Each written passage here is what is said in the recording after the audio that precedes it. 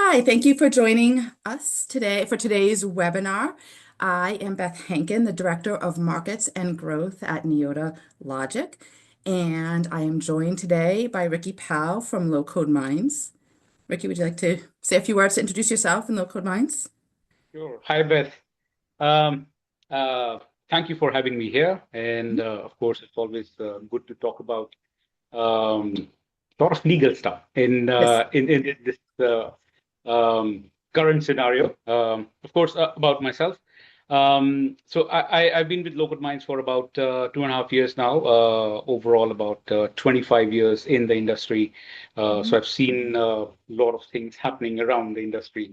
Um, Low-code Minds, as a company, we focus on low-code technologies, and of course, we partner with you, and we have built a fantastic solution on the Neura platform. Of course, we'll discuss that during our conversation. And I definitely look forward to talking to you and taking this forward. Absolutely. It's a subject that's near and dear to my heart. My entire career has been based in legal operations. My career started in-house, the first half of my career, and then I've spent the second half of my career acting as I'll call it more of a translator and a change agent between the legal operations teams and then legal tech. So this is something that I'm passionate about. Have again built my career on. So for the audience, we could go out on at length about this. However, those of you that know me know I love a good series to binge. So we have created this as a series. It will be shorter, snackable size episodes, 15 to 20 minutes. We know everyone's schedules are busy, and we'll serve it up that way. And then have engagement, share, go back and forth with questions, gathering more information that will continue to inspire our follow-up series. So, with that said, Ricky, I know that the at Neo I was gonna say at Neotologic, well, at Neotologic, but also at Low Code Minds, you put together a legal playbook with your history and experience. Makes perfect sense. But could you talk a bit more about what actually inspired you at this point in time to put together that playbook? Right. Absolutely.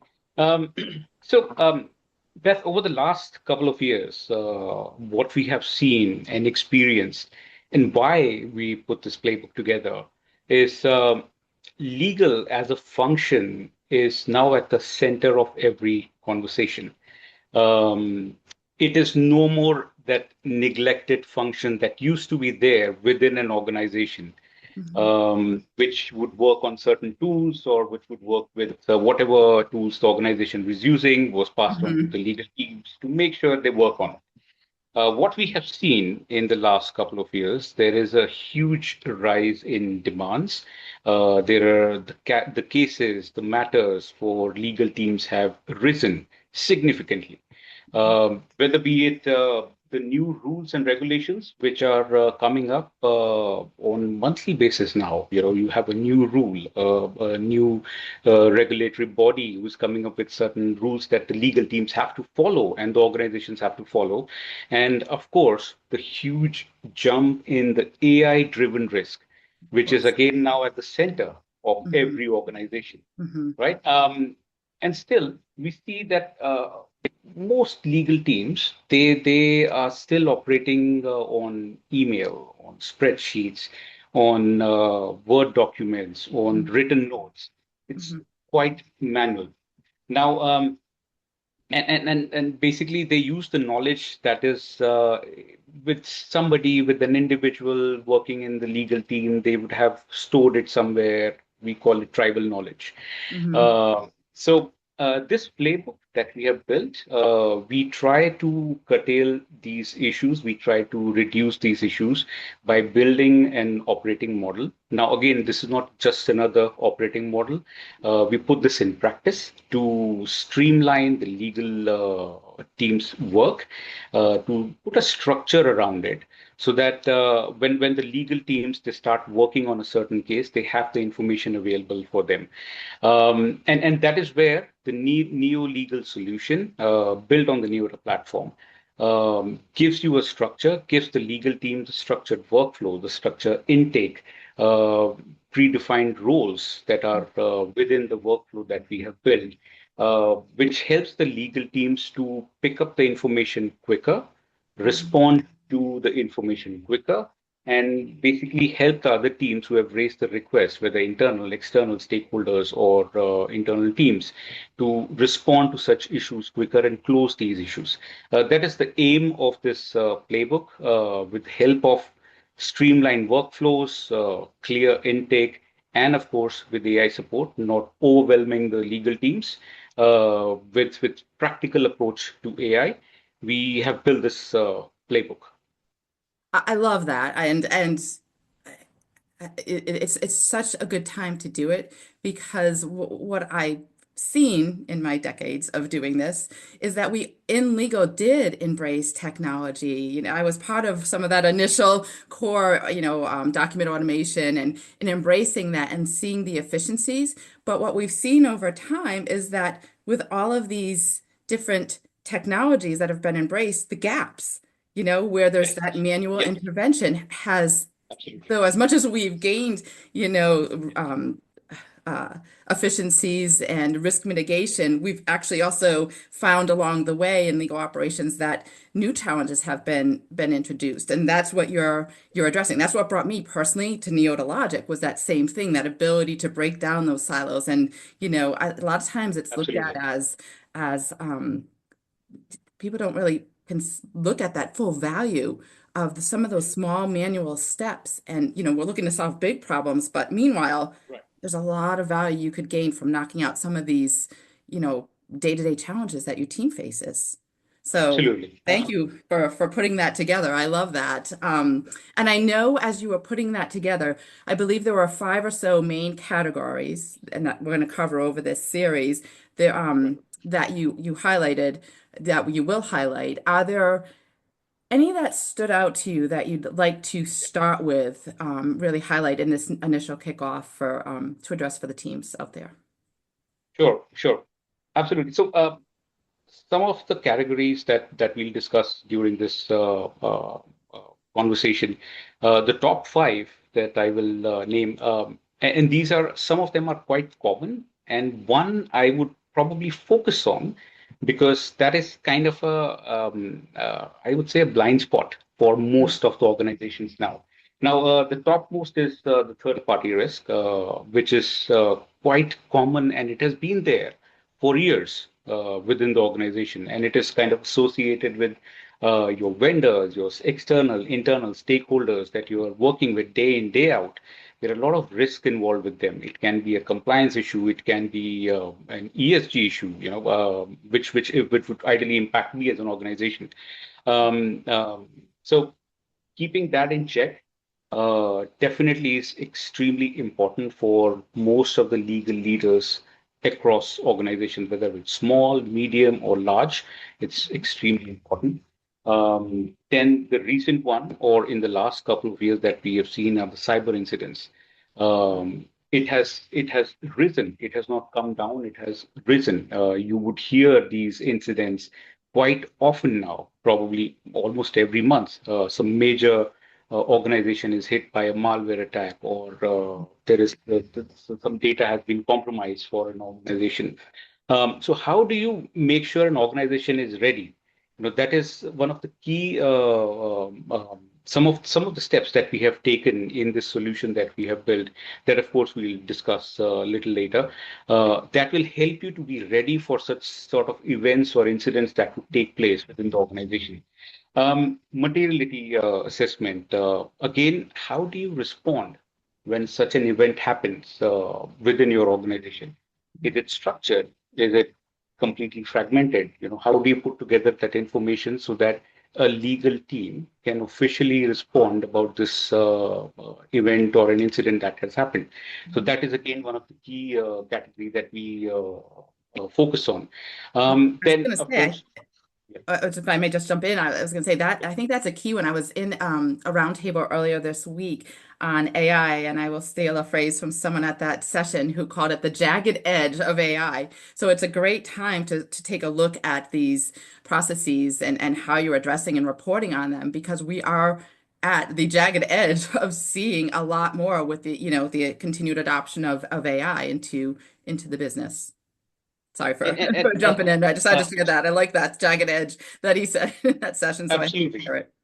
Absolutely. And totally agree. It's extremely important that we have our processes, procedures in place Mhm. to make sure these incidents, events, they are taken care of when it happens or if it happens, Yeah, and that they can be adaptable and grow with absolutely. the changing dynamic, Absolutely. yeah, environment. Absolutely. Continuing, contracting is another one of the most common category or common issue that we have seen, which has been there for years, and it is still there. And we try to build a lot of tools around it, which are their standalone tools are there, but again, they only make your ecosystem heavy and they kind of get old, and then you have to replace them with a newer one. That is where all the issues come in with technology adoption and all that. Hmm.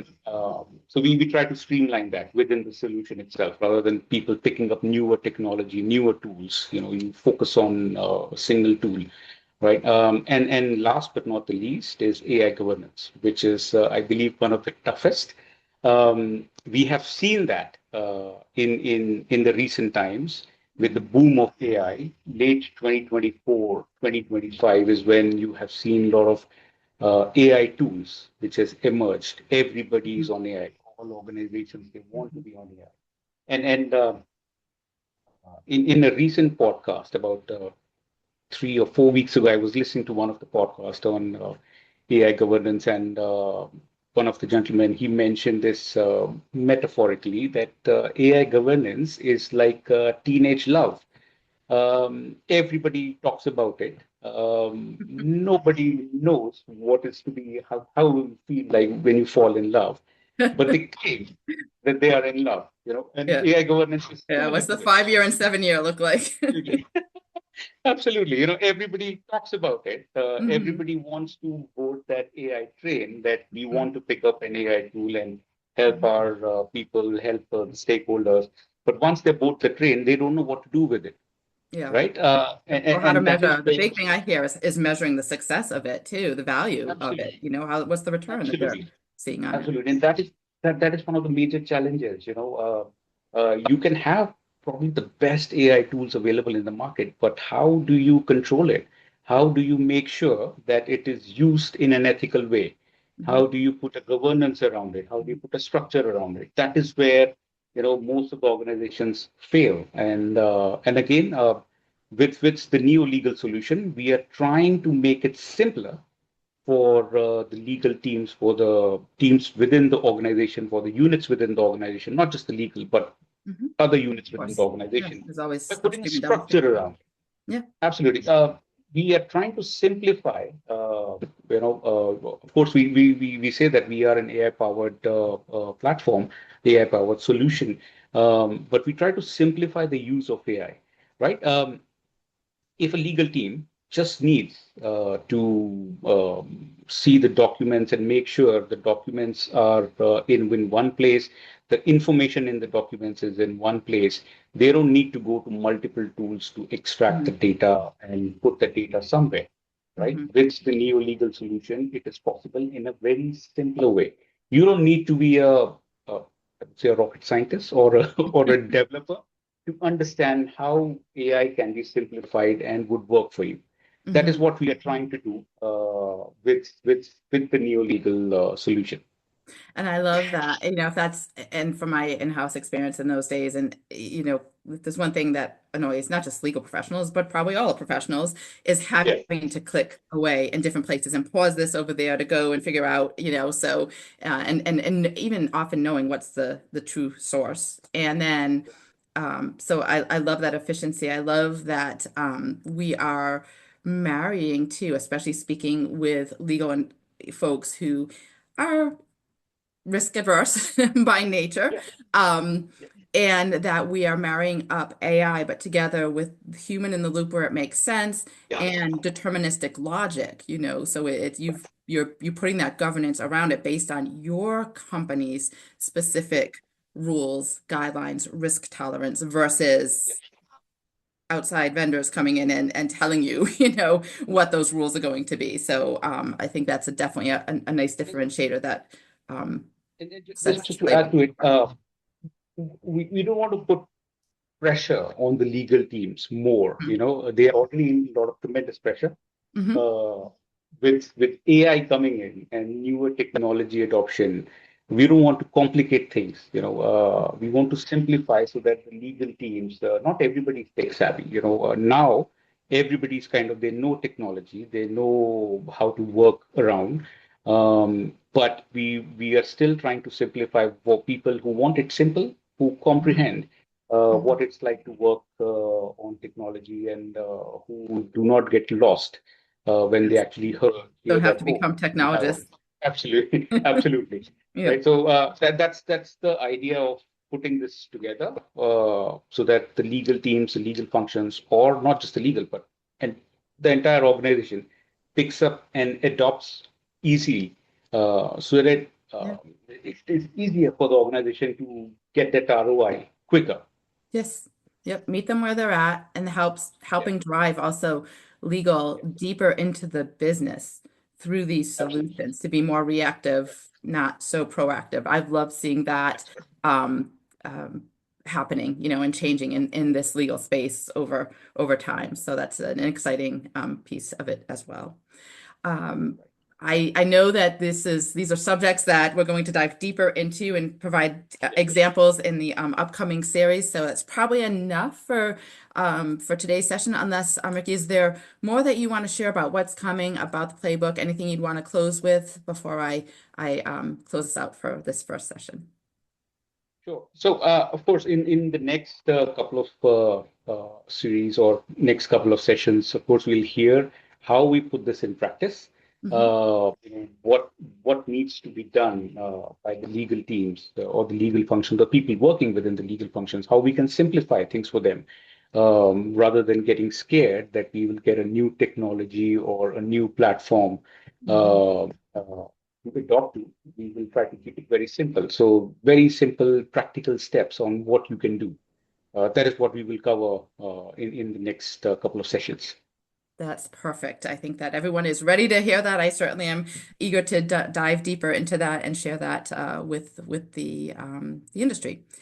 Thank you so much, everyone, for joining us today. Certainly feel free to reach out to Ricky or myself with any questions, as well as sharing some insights on subjects that you want to hear about, what you're experiencing.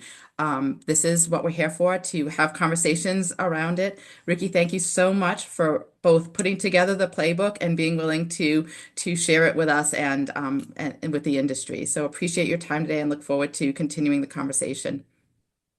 Thank you so much, Beth, for having me, and look forward to talking to you in the next session. Excellent. Thanks so much, everyone. Chat with you soon. Thank you.